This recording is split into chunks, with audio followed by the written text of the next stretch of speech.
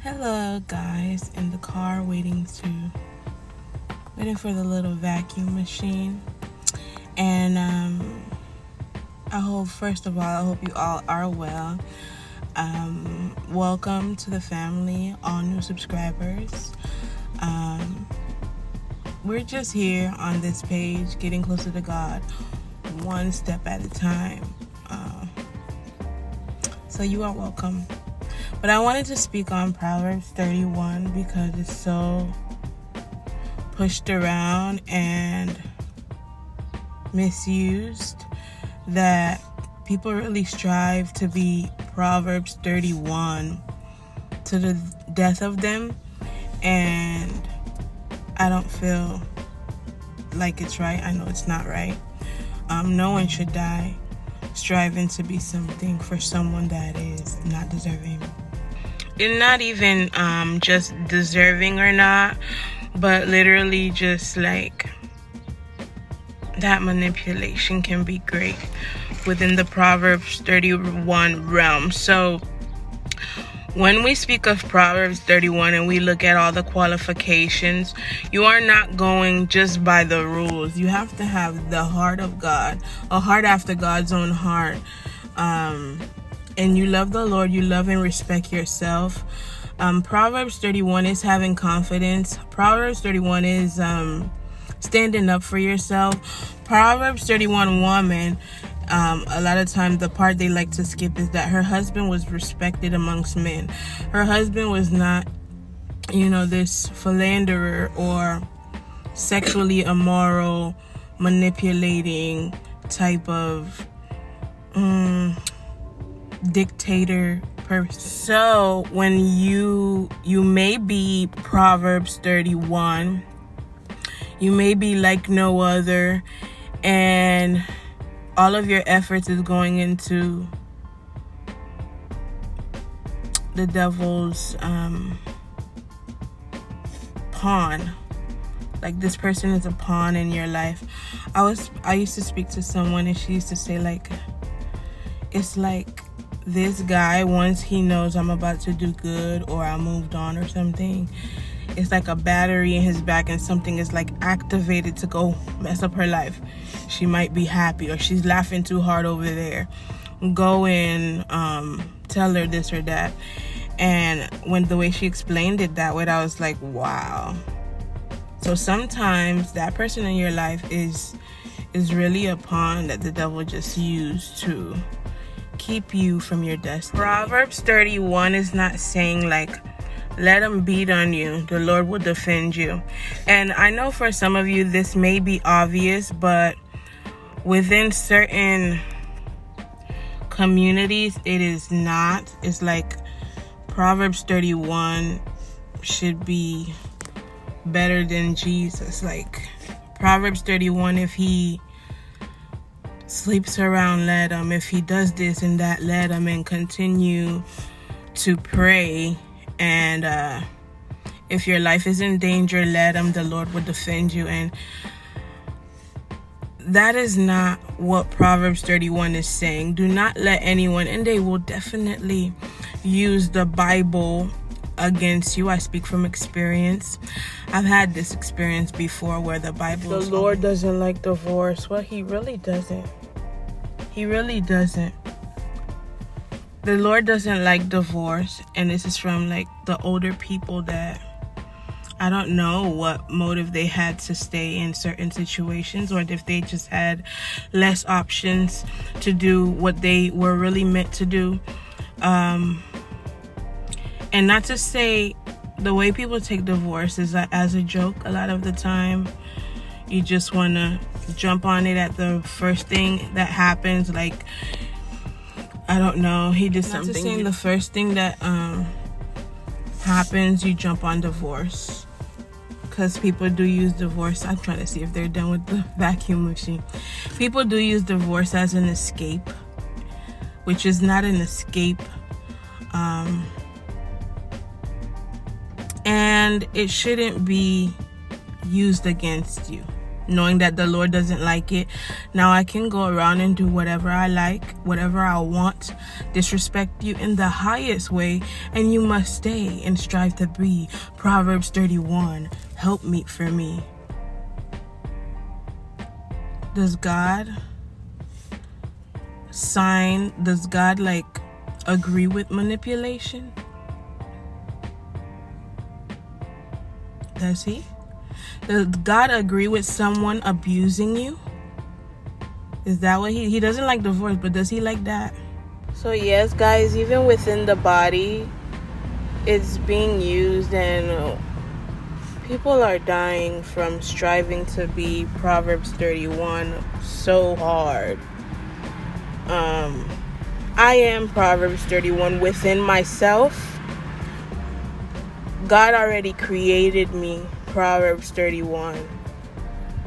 As long as I am following his word, following him, not doing just what I want to do, what my feelings tell me to do, or otherwise, then I am and you are a Proverbs 31 woman.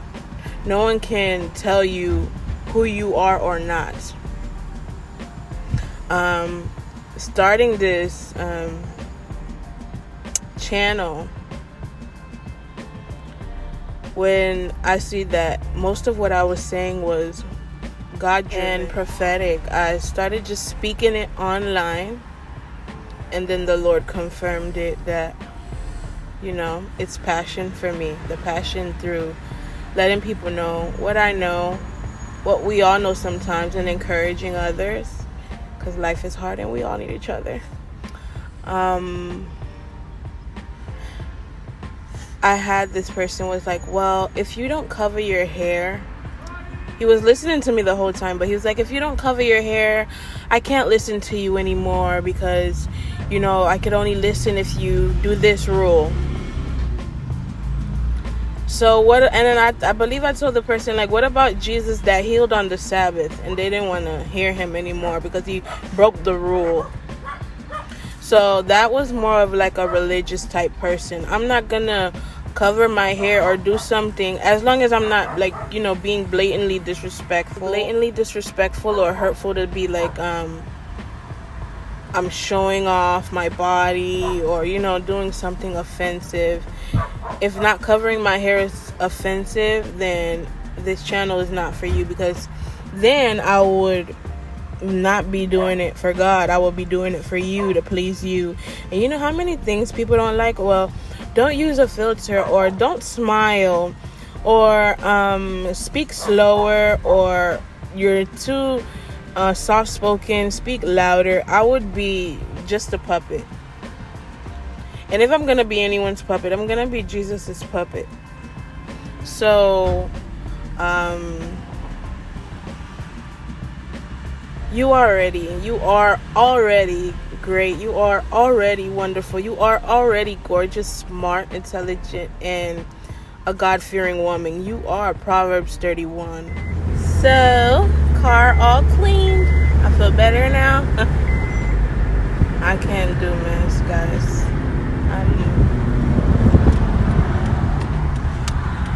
Watching the road. But I remember I used to get on this podcast and the guys were just saying ignorant things. I don't know if it was just for a reaction or whatnot. But why do people park this way?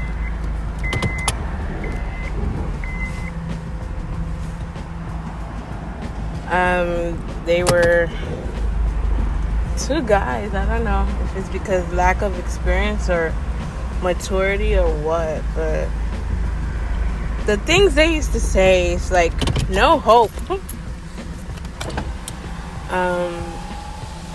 So I was having a conversation, and so the conversation was,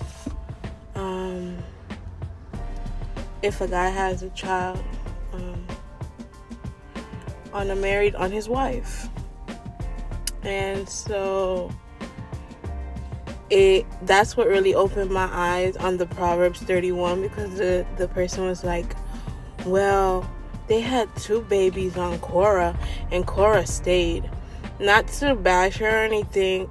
If that's her ministry, if she decided to stay, she spoke to God and she was supposed to stay, then she stayed. But there's not this automatic thing to make people feel like because you're Proverbs 31, I can do whatever I want to you, and you must be there. No, that's not what it means at all.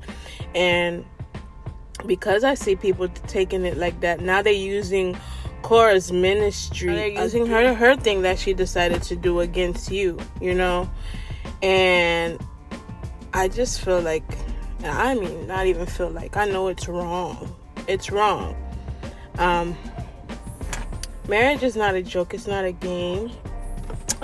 So on both ends, don't make it seem as like your kingdom spouse is coming. Do you know what comes along with it? It's a lot. It's a lot.